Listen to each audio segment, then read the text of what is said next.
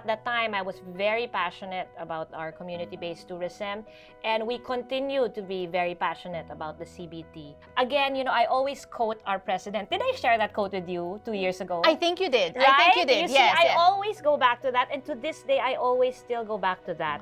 During his first State of the Nation address, when he said, to foster the Filipino brand is to spark our sense of pride. Yes, yes. And to reaffirm our strong sense of identity. So that's the work that we have been doing now in the past few years, right? Trying to foster that sense of pride and to remind the world of who we are. Because how better to sell the Philippines than to sell what is authentically ours? Yes. And we know it best because that's who we are. Yes, yes.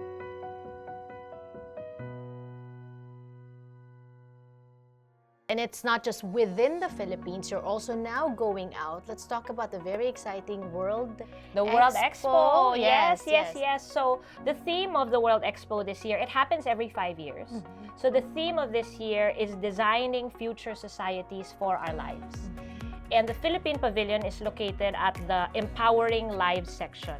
So that is so aligned to what it is we are doing. Because at the Tourism Promotions Board and in the CBT, we are looking to empower our indigenous communities, right?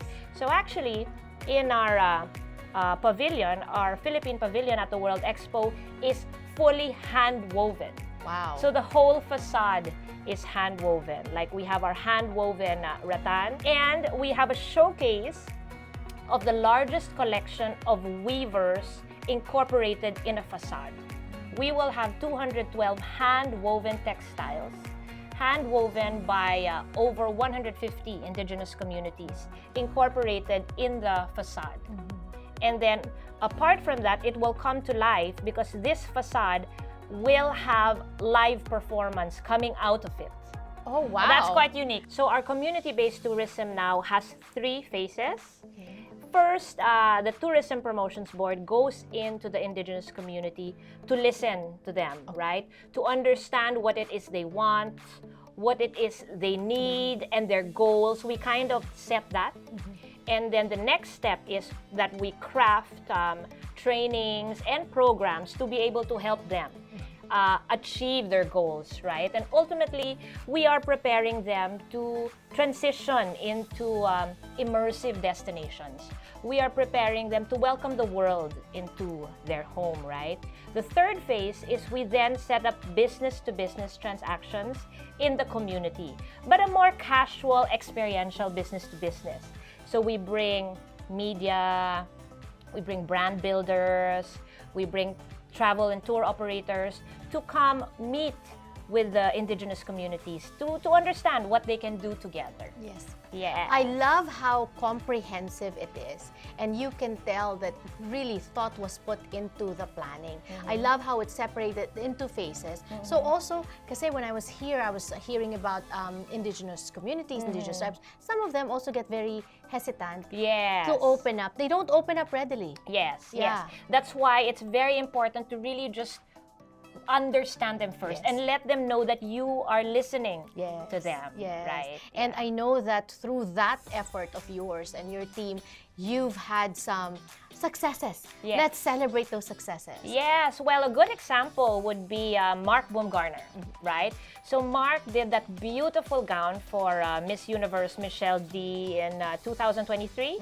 So that gown was inspired by his trip with the Tourism Promotions Board to the Cordilleras. Yes. So when he was with us there, we were dancing with the indigenous community up the mountains, and that's when he was inspired to create that gown, inspired by the tattoos of Apo Wang-on.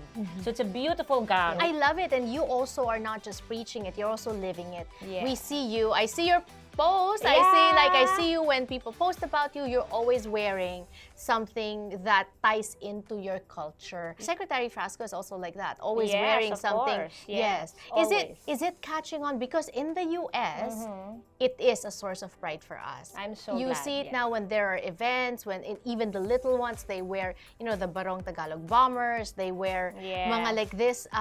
You can tell because it ties them, it connects them to their culture. Yes, yes. It is catching up, definitely. Everyone is now so proud to be wearing local. And when you wear local, you know, it's not just fashion.